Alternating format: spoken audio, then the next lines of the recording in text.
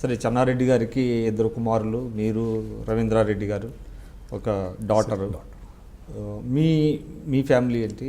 మీరు ఏమన్నా వ్యాపారాలలో ఉన్నారా? ఏంటి అసలు ఎట్లాగా? లేదంటే అంటే వ్యాపారాలు ఏదో కొంచెంగా చేసినాం కానీ అది ఫాదర్ అనేవారు వ్యాపారం వచ్చి రాదని.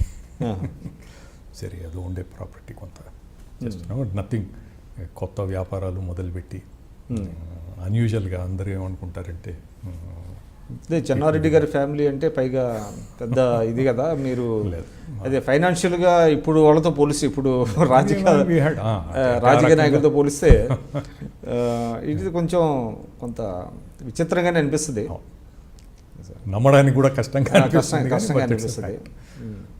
మీ పిల్లలు వాళ్ళు ఏదో చిన్నగా వాళ్ళు చేసుకుంటున్నారు. ఎంతమంది అండి పిల్లలు మీకు? ఇద్దరు అబ్బాయిలు, ఒక అమ్మాయి. సో పాలిటిక్స్లో ఉన్నారా? మీ లెగసీని ఏమన్నా కంటిన్యూ చేస్తున్నారా? It cannot be continued just like that. నేను చెప్పాను కదా, the lot of grinding has to be there. Legacy అనేది వచ్చినా అది కంటిన్యూ అవుతుందని అనుకోవడానికి లేదు.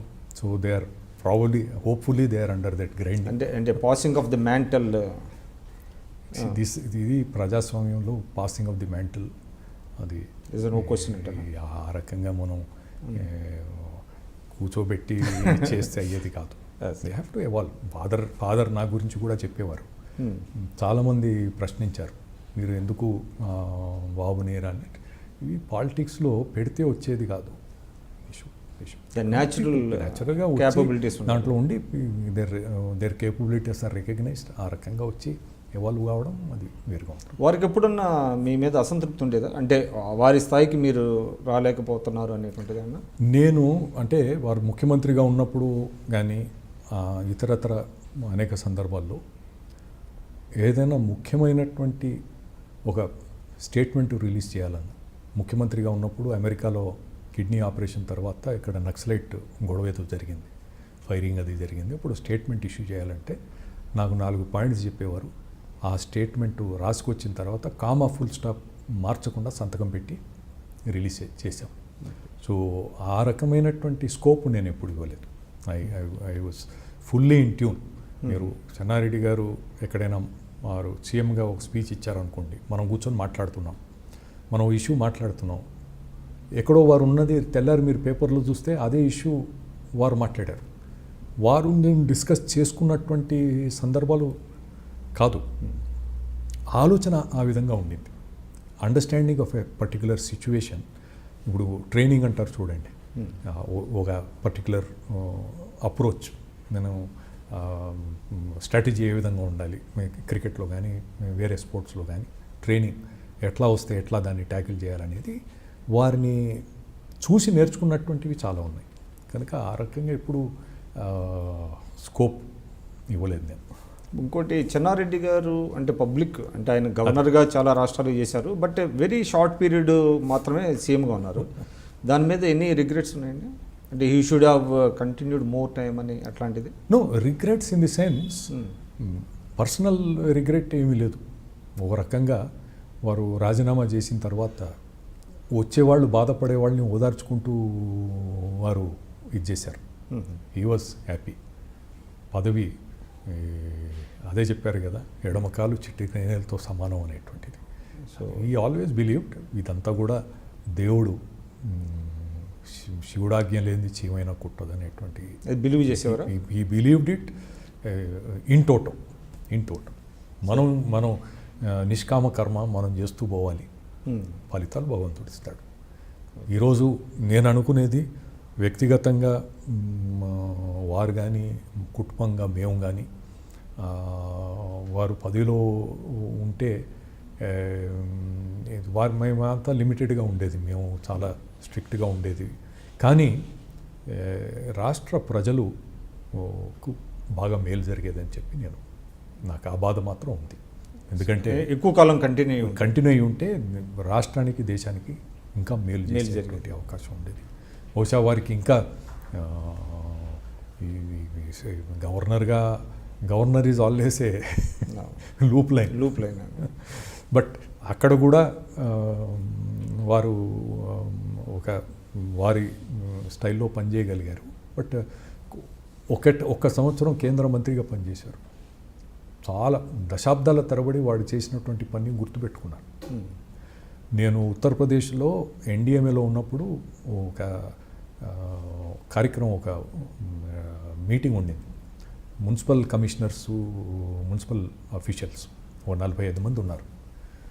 మీటింగ్ అంతా అయిపోయిన తర్వాత చివరిలో చెప్పాను, నా సంబంధం యూపీతో ఈ సంబంధం అంటే ఇది ఇంచుమించుగా 40 years తర్వాత వారు గవర్నర్గా ఉండి వెళ్ళిపోయిన 40 years తర్వాత నేను చివరిగా నేను ఫలానా అని చెప్పేసరికి 1, 2, 3 అన్నట్టు అందరూ చప్పట్లు కొట్టడం మొదలుపెట్టారు.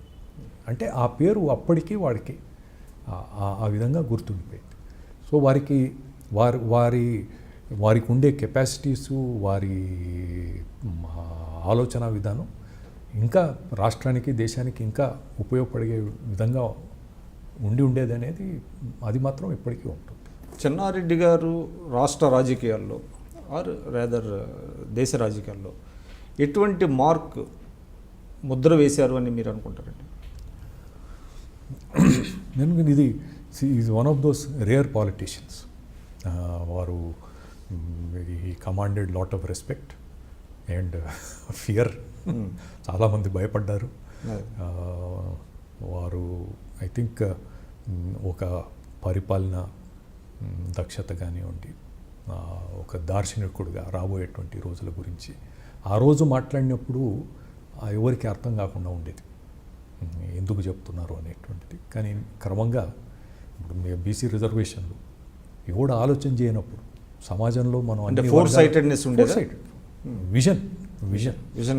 Visionary statesmen, visionary administrator, rare combination అన్నమాట.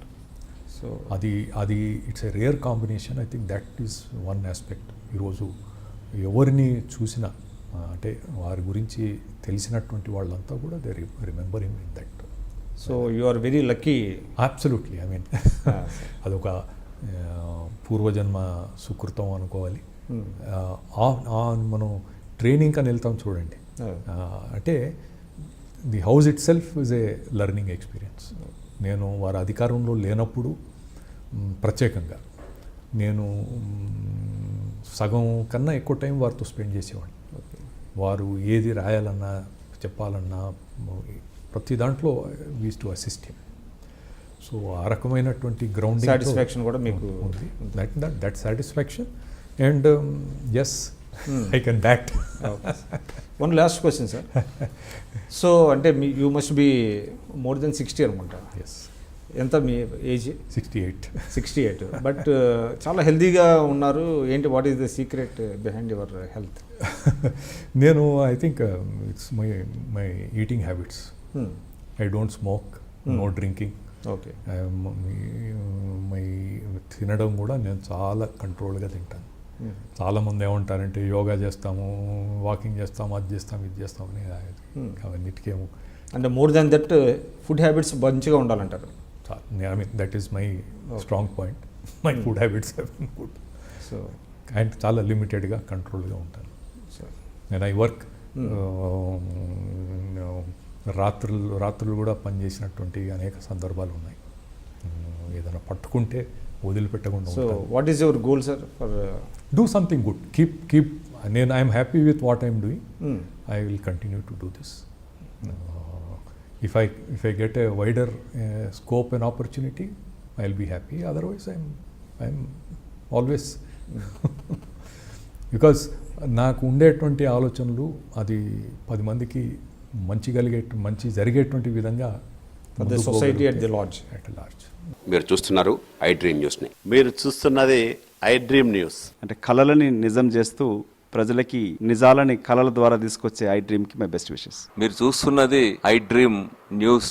మీరు చూస్తున్నారు I dream channel. For more videos please subscribe I dream. మరిన్ని వీడియోల కోసం ఐ డ్రీమ్ని సబ్స్క్రైబ్ చేయండి. Please subscribe I dream. And I am very much satisfied with the way interview went on. Kindly subscribe to I Dream. For more videos, subscribe to I Dream. And loads of fun entertainment and content. Do watch